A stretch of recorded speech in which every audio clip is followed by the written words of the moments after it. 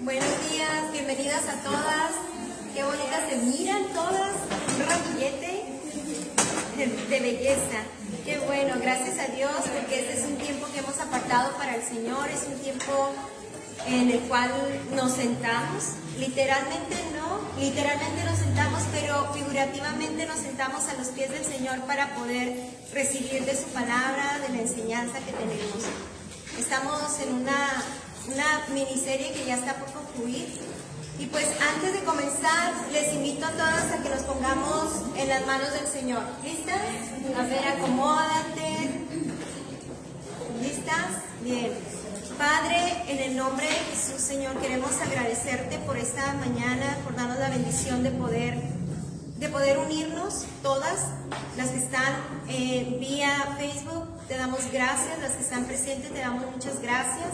Este es un tiempo valioso para nuestro espíritu, es un alimento que nos nutre, nos fortalece, nos guía, nos alumbra, nos ayuda. Pues te damos muchas gracias, Señor. No tenemos de otra manera de cómo expresar, Señor, cómo nos sentimos, sino agradeciéndote, Señor, con nuestra vida, con nuestro servicio, con nuestro deseo de seguir aprendiendo.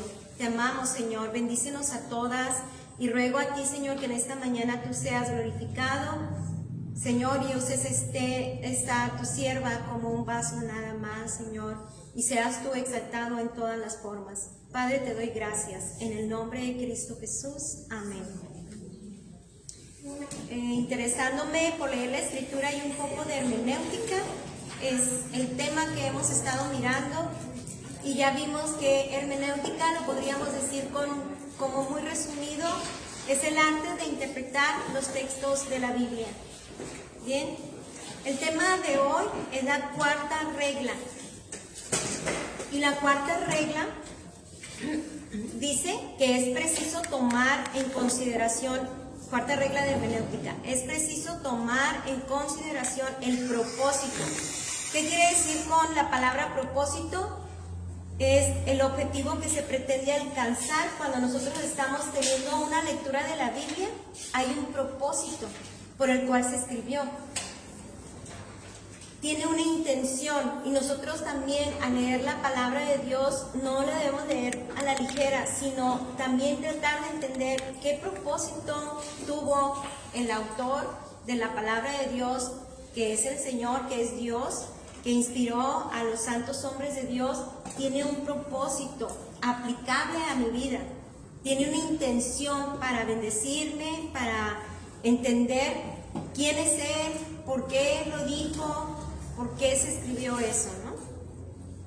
Entonces, hay palabras que son oscuras, hay palabras que no entendemos, pero por eso debemos de aplicar esta cuarta regla, que dice que es preciso tomar en consideración el propósito o designio o intención por el cual se escribió el libro o pasaje que estamos estudiando.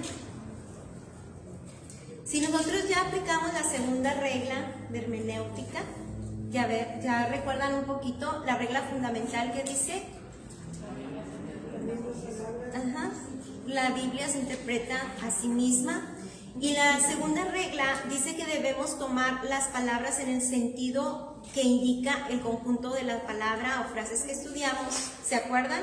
Que vimos palabras y que no todas las palabras, aunque por ejemplo vimos el punto de la palabra de la fe, aplicable en diferentes formas, no tenía el mismo significado. Y vimos también la tercera regla, que dice que debemos tomar en cuenta todo el contexto y todo aquello que nosotros no alcanzamos a comprender, pues que leamos más capítulos antes o capítulos posteriores. La primera regla decía, ¿alguien la recuerda? Esa es la regla fundamental, y la primera, hay sentido figurado, ¿verdad? No todo está, tenemos que ir conociendo que la palabra también tiene sentido figurado, usa ejemplos, usa símil, figuras retóricas en las cuales nosotros también tenemos que notar qué es lo que nos quiere decir a través de esos ejemplos. Bien, cuando ya aplicamos la segunda regla, la tercera regla y no me está quedando claro, entonces yo tengo que usar esta cuarta regla. Tratar de entender qué propósito, qué intención tiene todo ese pasaje que yo estoy leyendo. El propósito o destino es cuando nosotros hemos llegado a comprender la intención del mensaje. Por ejemplo, la palabra de Dios, hay un capítulo en el libro de Mateo, el capítulo 18, abran su Biblia en el capítulo 18,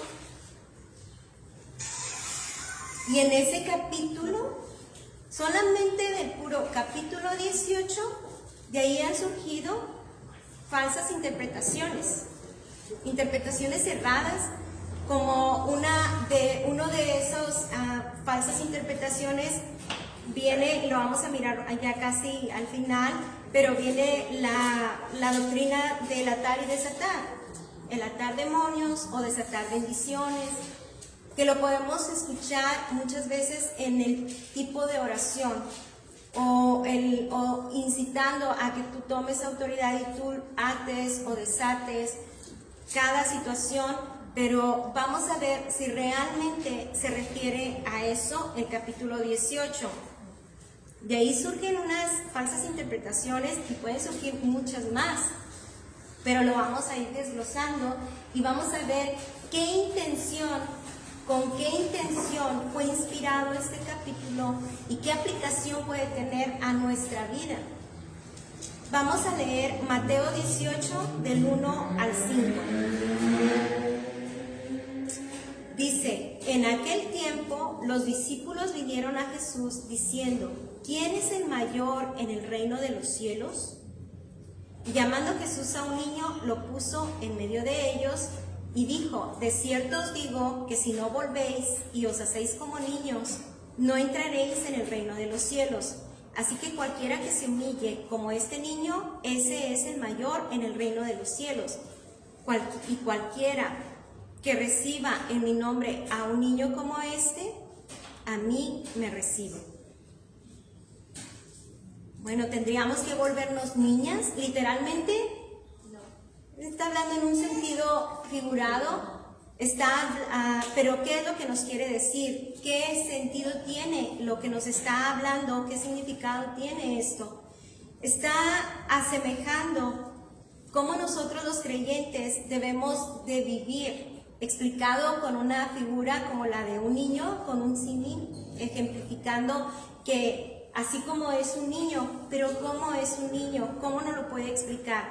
Ese es el primer tema del capítulo 18 de Mateo, cómo un discípulo se puede asemejar, o sea, los creyentes, nuestra vida cómo debe de ser semejante a la de un niño. Bueno, primero que nada, la hermenéutica se explica de manera también gramática, pero también de manera, tenemos que ver también los contextos históricos, ver cómo ellos miraban la figura de un niño en su contexto como cultura también. Cuando nosotros entendemos cómo ellos miraban a un niño en el tema cultural, entonces vamos a entender que los discípulos, por qué estaban siendo confrontados o por qué estaban siendo exhortados y enseñados a Jesucristo a los discípulos. Bueno, ellos, en su contexto, ellos habían estado disputando o discutiendo quién de ellos podía ser el mayor, quién de ellos podía tener un lugar importante dentro del reino de los cielos. Incluso más adelante pues les voy a comentar el verso, creo que es Marcos 9, 33 y 34, alguien que lo pueda localizar por favor. Ahí nos muestra que hay entre los discípulos, que eran 12, ya existían. Marcos 9, 33 y 34. Sí, por favor. Después de llegar a Capernaum e instalarse en una casa, Jesús preguntó a sus discípulos, ¿qué venían conversando en el camino? Pero no le contestaron porque venían discutiendo sobre quién de ellos era el más importante. Una de las de las cualidades que tenían los discípulos es que estaban pues siendo, ellos tenían sus costumbres, su manera de pensar, y había un área que en toda la gente se puede manifestar en algún momento. Aunque somos hijos de Dios, tenemos que ser enseñadas en este caso nosotras las mujeres, por Dios, la manera en que nosotros nos debemos de conducir entre nosotros aquí. No es igual en el mundo, es diferente. En la sociedad, la mayoría de los casos se interesa por establecer la ley del más fuerte. ¿Quién puede más? ¿Quién sabe más? ¿Quién tiene más? Y en el mundo, quien tiene más, o quien sabe más, o quien puede más, recibe muchos elogios, reconocimientos, pero la palabra de Dios nos enseña que es bien diferente para nosotros los que somos discípulos de Cristo. Aquí, en el verso 1 al 5 de Mateo capítulo 18, nos está hablando de la manera como nosotras debemos de conducirnos. No debe de haber ese tipo de competencia o deseos de sobresalir el uno del otro. Era una batalla que en algunos de los evangelios si lo leemos los evangelios, por eso es muy importante que nos interesemos por leer la escritura. En algunos evangelios menciona cómo la mamá de Juan y Santiago deseaba que un hijo estuviera al lado derecho y el otro al lado izquierdo, como una postura sobresaliente. Eso puede darse también en el mundo cristiano cuando no hay esa madurez, cuando no hay ese entendimiento, pero las ideas que ellos tenían acerca de los niños de hecho, había sus leyes que ellos establecían que los niños, para que nosotros nos demos un poco de cuenta, era como si no existieran. No tenían un valor, no podían tampoco estar cerca de los maestros, ni de gente importante, por decirlo así. Los niños, en realidad, si nosotros vemos al niño en sí, pues el niño ni cuenta se daba. El niño no se daba cuenta. Tan así que en una ocasión los niños, las madres llevaron a los niños para que Jesús los bendijera. Y los discípulos empezaron a oponer, porque los niños no molestes al maestro. Son tan insignificantes los niños. Pero en este caso, la idea es que entendamos que para un niño no significaban nada las leyes humanas. Podían estar cerca de Jesús, era tan valioso porque se sentían amados. Igualmente podían estar cerca de sus padres, que se sentían amados, y no había ellos una competencia, no había entre ellos una situación pues como los vemos en casa, ¿no? Los niños se dejan amar, se dejan cuidar, se saben dependientes de sus padres, de aquella gente que les ama, y no hay un motivo que los esté teniendo ocupados en su corazón. Era una posición que Cristo quiso que los discípulos entendieran. Vemos entonces que en esta primera parte del capítulo 18 se está enseñando acerca de la verdadera grandeza, de la humildad que debe de habitar en nosotros como discípulos de Cristo, y de tener esa condición de niños en el aspecto no de ser infantiles en nuestra manera de pensar, no de sentirnos menos, sino simplemente los niños no se preocupan por esas cosas. Los niños están en las manos de Dios. Los niños se dejan dirigir. Los niños, si tú les mandas algo, ellos ahí se quedan y se quedan. Simple y sencillamente, aunque quieran repatear o todo, ellos se dejan, saben, reconocen una autoridad, y nosotros como hijas de Dios debemos reconocer a Dios como nuestra única autoridad. A Él nos debemos. Ninguna aquí vale más, ninguna aquí vale menos. Valemos el precio de sangre de Cristo. Para Él cada una de nosotras somos muy importantes, y las posturas dentro de la organización pues Él las da. Nosotros no las tomamos. Nosotros no somos como el mundo, tratar de competir, no deberíamos de ser. a eso se está refiriendo. Un niño no se preocupa por tomar algo, una postura, no está pendiente de ello.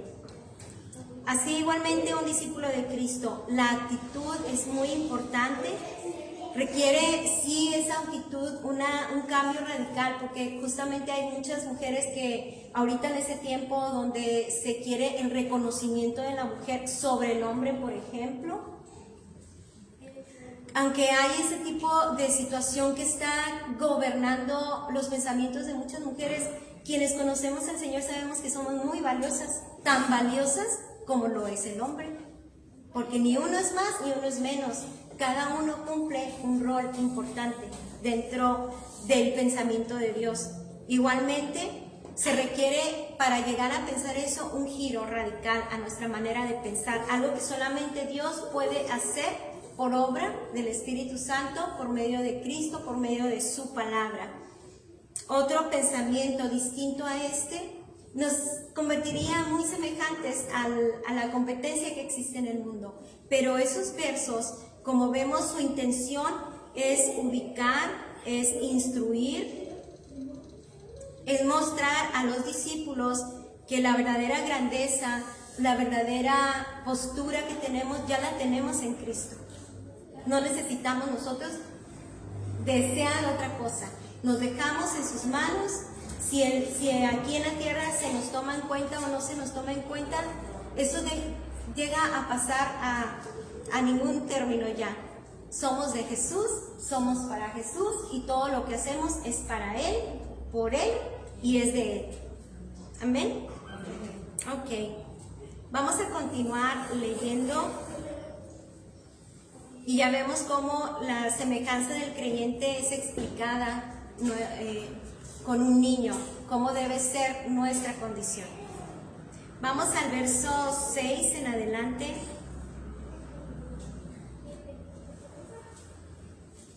¿Marcos? Sí, del 6 al 9, no, de Mateo. Mateo 18, del 6 al 9, es un solo capítulo. ¿Julio?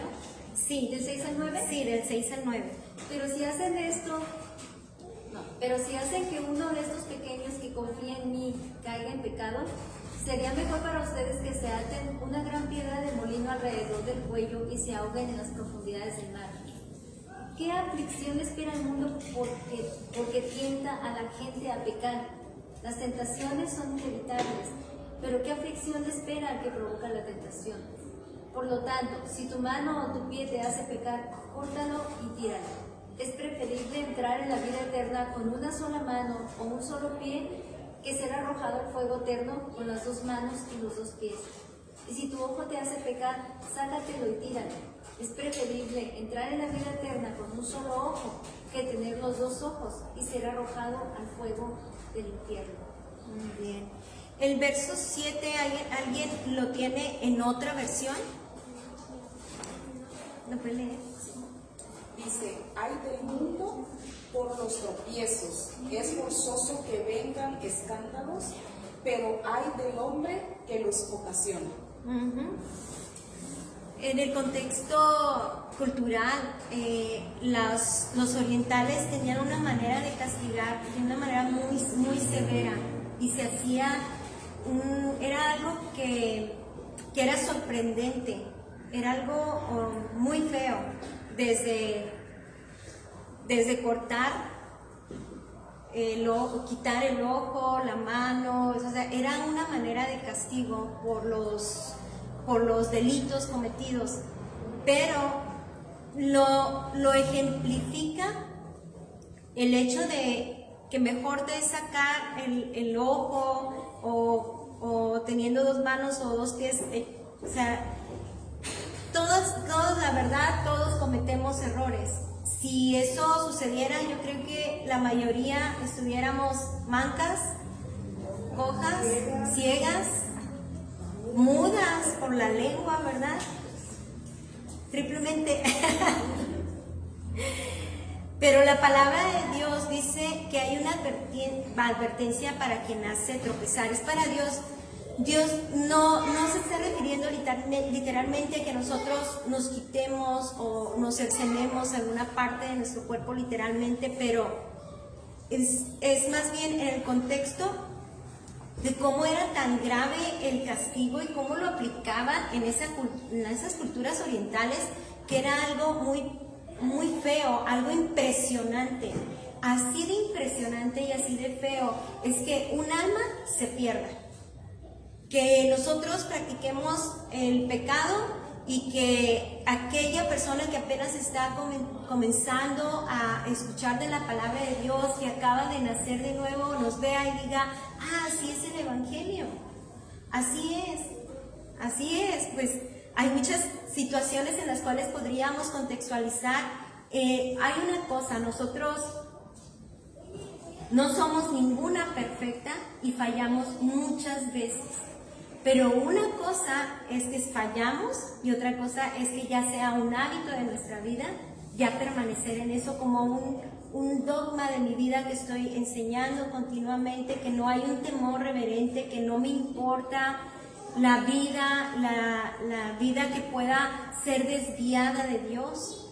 Entonces es muy importante que una persona que conocemos del Señor entendamos nuestra responsabilidad. Cada día entendamos mayormente nuestra responsabilidad. No nos quedemos atoradas en una fase de nuestro crecimiento espiritual.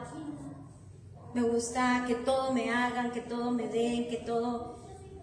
Tiene que haber un crecimiento y un desarrollo, porque si nos quedamos en esa fase podemos hacer tropezar a otros que vienen detrás de nosotros, a otros que nos están mirando, que quizá nosotros ni cuenta nos damos, y pueda haber un tropezadero, un escándalo muy grande de ver lo malo que es como el dicho que dice, como nos decía nuestra mamá, yo no lo decía, pero decía, si una persona va y se echa al barranco, ¿tú también vas y te vas a echar? Pues no, claro que no. Pero es como eso sucede cuando nosotros hacemos algo que es incorrecto, que va en contra de la voluntad de Dios, y nos está mirando otra persona y hace exactamente lo mismo. Nosotros tenemos que aprender a ser serias con la palabra de Dios, lo debemos aprender cada día, a ser cada día más serias con nuestras acciones, cada día más serias en lo que estamos aprendiendo. Poco a poco hay un desarrollo, un crecimiento, obviamente, mientras nuestra fe va madurando, va creciendo, va madurando, pero no nos podemos quedar en algún punto que haga tropezar a otro que está conociendo la palabra de Dios. Por eso dice, cualquiera que haga tropezar a alguno de estos pequeños que creen en mí, mejor le fuera que se le colgase al cuello una piedra de molino de asno y que se le hundiese en lo profundo del mar. Así eran los castigos tan terribles, tan severos, pero no se está refiriendo a que eso nos va a suceder literal, sino lo terrible que es que un alma se pierda y que nosotros seamos el objeto o la razón de que una persona no conozca a Dios, no ame a Dios, no sirva a Dios, ¿sí? El amor al prójimo exige siempre desearle el bien, siempre. Lo escandaloso era de esos castigos era por el mal que se provocaba. Entonces, lo destructivo que puede ser el mal y lo severo que es para Dios que uno guía a lo malo a alguien. Es muy importante que nosotros entendamos este tema, porque ya hasta ahorita de lo que hemos leído ya hemos visto 2 temas en un capítulo. ¿Se fijan? Si nosotros nada más pasamos la vista, pues no le vamos a entender nada de qué está hablando, ¿por qué está diciendo esto y ahora está diciendo? Ahorita ya tenemos hasta párrafos separados que nos ayuda como una herramienta. Hay Biblias que tienen los párrafos separados y que tienen subtítulos. Eso ayuda mucho, pero antes no existían. ¿Cómo alguien podía entenderlo si no estaban separados, ni había capítulos, ni había versículos. Había que leer todo para poder entender el propósito o el objetivo y saber separar un tema del otro tema, de un tema al otro tema. ¿Okay? Bien, hay otro. Vamos a ver el capítulo 18, del verso 10 al 14. ¿Alguien lo lee, por favor? Del 10 al 14. Sí. Este otro tema enseña a no menospreciar a nadie. ¿Lo leo? Sí. Espérate. Adelante. Cuidado con despreciar a cualquiera de estos pequeños. Les digo que en el cielo sus ángeles siempre están en la presencia de mi Padre Celestial. Hasta 14. Si un hombre tiene 100 ovejas y una de ellas se extravía, ¿qué hará? ¿No dejará las otras 99 en las colinas y saldrá a buscar la perdida?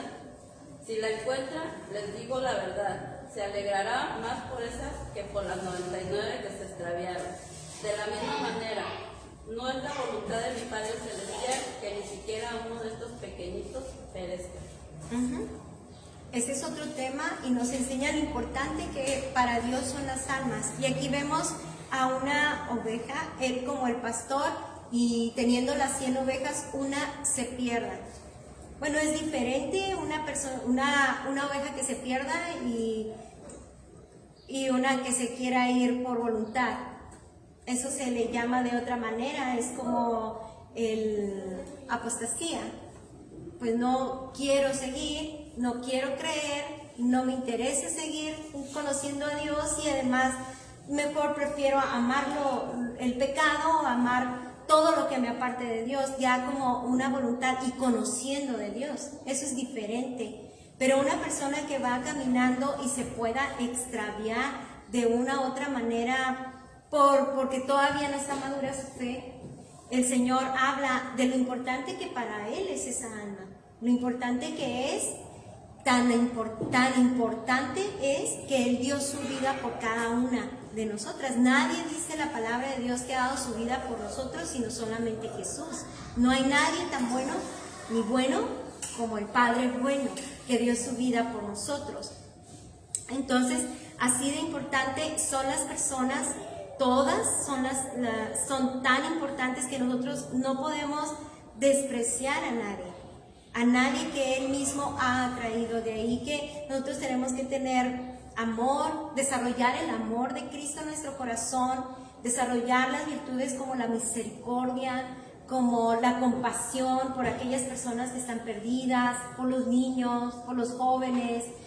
Es algo que debemos de crecer y se debe de madurar, se debe desarrollar en nosotras, a la vez que nosotros nos unimos a Jesús y mantenemos esa relación porque estamos dentro del redil. Eso debe de manifestarse en nuestro carácter, en cada vez que nosotros estamos en la presencia de Dios, de nuestro Padre Celestial. Él va poniendo ese sentir, lo va desarrollando. Por eso es importante permanecer, saber permanecer en su presencia, saber permanecer en la palabra y rogarle al Padre, estar cerca de Él, querer parecernos a ese carácter que Él nos muestra a través de nuestro Señor Jesucristo, el pastor de pastores. Amén. Bien, ese es otro de los temas que toma en Mateo capítulo 18, pero viene otro tema que es la disciplina. Y está en Mateo 18, capítulo 15 al 20. ¿Hola? Sí, por favor. Si un creyente peca contra ti, háblale en privado y hazle ver su falta. Si te escucha y confiesa el pecado, has recuperado a esa persona. Pero si no te hace caso, toma a uno o dos más contigo y vuelve a hablarle, para que los 2 o 3 testigos puedan confirmar todo lo que digas. Si aún así la persona se niega a escuchar, lleva el caso ante la iglesia. Luego, si la persona no acepta la decisión de la iglesia, trata a esa persona como a un pagano o como un corrupto cobrador de impuestos. Les digo la verdad, todo lo que prohíban en la tierra será prohibido en el cielo, y todo lo que permitan en la tierra será permitido en el cielo. Ok, y eso habla acerca de una disciplina, cómo resolver conflictos que pueden surgir. Siempre hay conflictos, somos personas. De pronto surgen conflictos, desacuerdos, situaciones. Pero dice, si tu hermano peca contra ti, ve y repréndele estando tú y él solos. Nos enseña que esta boca es para dialogar, entrar en razón, pero si esa boca está ligada al corazón de Dios, obviamente se va a buscar siempre la restauración, ¿verdad que sí? Siempre vamos a buscar la restauración. Puede haber un conflicto, algún desacuerdo, alguna molestia que pudo haber surgido, pero tengo que sondear mi corazón a la luz de la Escritura y luego ir y hacer lo que Dios dice que haga. Nosotros tenemos que aprender a resolver situaciones siempre buscando la restauración, no la destrucción. Cuando nosotros decimos, bueno, antes de conocer a Jesús no se buscaba esto, era discutir y a ver la ley del más fuerte, quién discutía más y quién ofendía más, y al final había una destrucción, ¿sí o no? Desde relaciones familiares, amistades, pero dentro de la iglesia, como se rige en el amor del Señor, bueno, ahí entra la humildad de cada una de nosotras. Entra la humildad, el querer la restauración de la otra persona. Y pues eso se gana dentro de estar en la presencia de Dios constantemente, buscando la voluntad de Dios. Y esta es la voluntad de Dios. Si algo te afectó, te afectaron, pues ve con tu hermano. Digo, también hay que ser maduros, ¿verdad? y saber reconocer uno sus errores, saber yo primero, y esa es la parte más difícil. Por eso se requiere de mucha humildad, que la da Dios, que nos la forma Dios en nuestro corazón.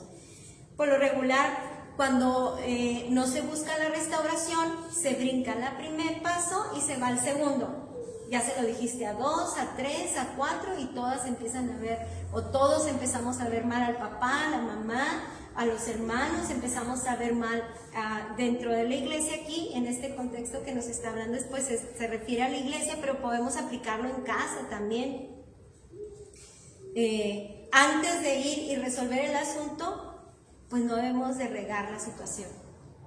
Si vamos a hablar, que sea con Dios, a la luz de la palabra, y mirar nuestro corazón, cómo está. ¿En verdad sí quiero la sanidad? ¿En verdad sí quiero la restauración? ¿O lo que quiero es poner en mal a la persona? ¿O lo que quiero es salpicarle de basurita y que se vea fea esa persona? No. Que Dios nos ayude a dar el primero. Y si en ese paso de búsqueda de la restauración no se da, entonces habla de testigos, pero no se refiere a que agarres a quien sea. En la iglesia es una estructura diseñada por Dios, y la estructura no es ir con cualquiera, hay una autoridad. Y Él decidirá a los testigos que va a poner para buscar, ¿qué? Restauración. Restauración, no destrucción, restauración. Luego en el 17 dice, pero si no los oye, dilo a la iglesia, si no oye a la iglesia, tenle por gentil y publicano. ¿A qué se refiere tenerle por gentil y publicano? Se refiere a, bueno, los publicanos, por ejemplo, eran gente tan pecadora, tan fuera de la voluntad de Dios, que ni siquiera eran aceptados en la iglesia. No se refiere al término de desechar a esa persona, se refiere a que veas que es una persona que está fuera de la voluntad de Dios, y una persona que está fuera de la voluntad necesita misericordia. Se necesita orar por esa persona, no quiere resolver la situación, que Dios tenga piedad, misericordia de su corazón, y se sigue orando por esa persona que necesita la luz de Jesús, ¿sí o no? Porque vive en tinieblas, yo no. Pero esa persona sí, no quiere perdonar, no quiere sanar, no quiere corregirse, no quiere, voy a considerarla como una persona que no ha nacido de nuevo, una persona que necesita la vida de Dios. Y pues yo soy un canal, soy la iglesia, ¿sí o no? Somos el puente que lleva a Cristo. Cuando habla de si no oye la iglesia, tele por gentil o publicano, son situaciones que se van resolviendo paso a paso, siempre buscando la sanidad, la restauración y la salvación de las almas. Y cuando llega el punto de Mateo 18 que dice, a ver, ¿alguien lo lee? Ya con eso terminamos. Mateo 18.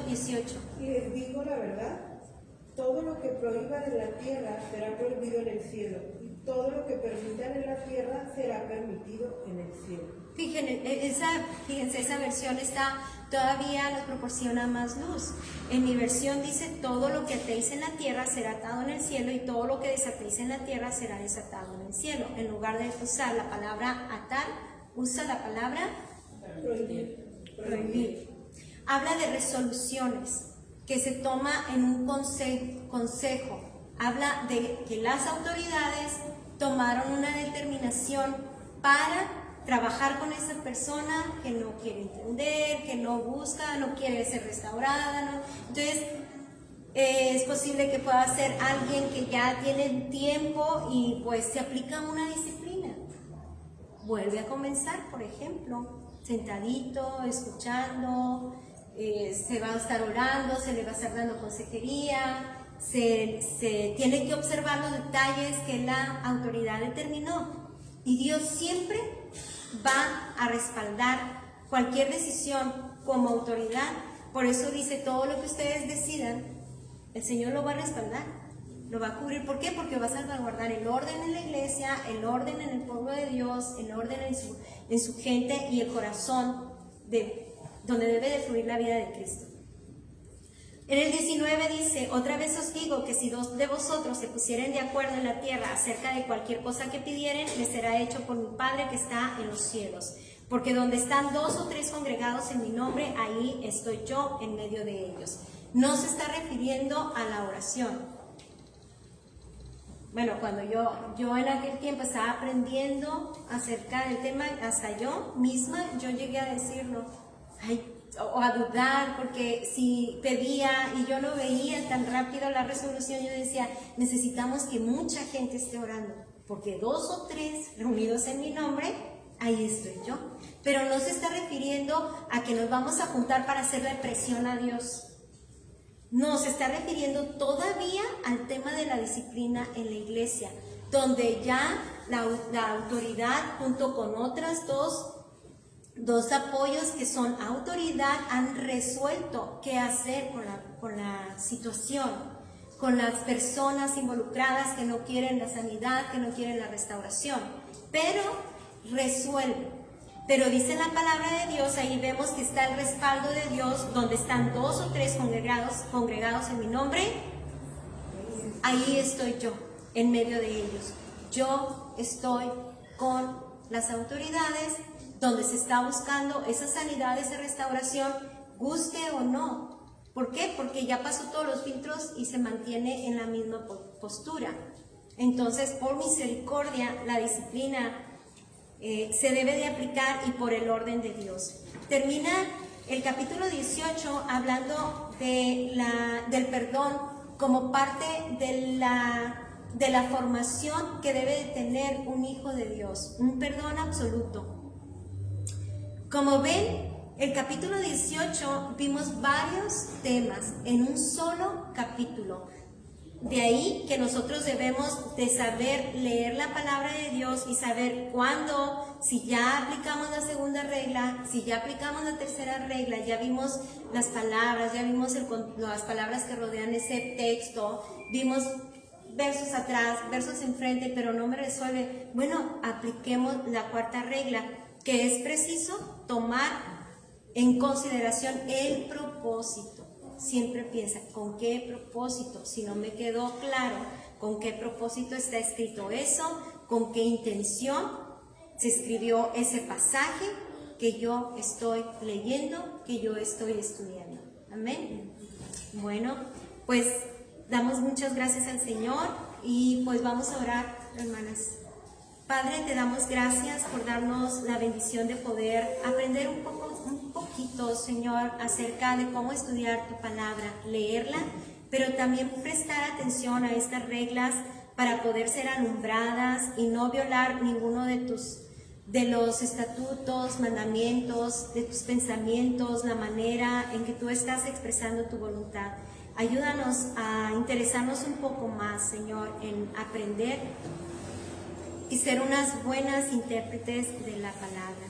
Te pido, Señor, por el corazón de todas nosotras, que en ninguna haya orgullo, soberbia, en ninguna de nosotras haya desprecio a ninguna persona, Padre. Ayúdanos a crecer en esas áreas. Ayúdanos, Señor, a perdonar si es necesario perdonar. También pedir perdón, porque es parte de una vida cristiana. Nadie somos perfectos, solamente tú eres perfecto. Te pido en el nombre de Jesús que nos ayude, Señor, a resolver los problemas de la manera como tú lo diseñaste, que es la mejor manera. Danos un corazón humilde, bendícenos. Te ruego, Señor, por todos los matrimonios que viven conflictos, Señor, y que todavía no pueden pasar ninguno de estos puntos. Ayúdanos a amarse, a respetarse, que haya sanidad, que haya restauración en los matrimonios, que haya bendición en la vida de los varones, en la vida de las mujeres, un corazón inclinado a ti, un corazón dispuesto a hacer tu voluntad, Padre. Bendice tu iglesia, bendice a cada una de las presentes, y si hay alguna necesidad física, alguna necesidad financiera, alguna necesidad de cualquier índole, Padre, extiende tu mano poderosa y manifiéstate, Señor. En el nombre de Jesús te damos gracias, Padre. Amén y amén. Que Dios bendiga a todas.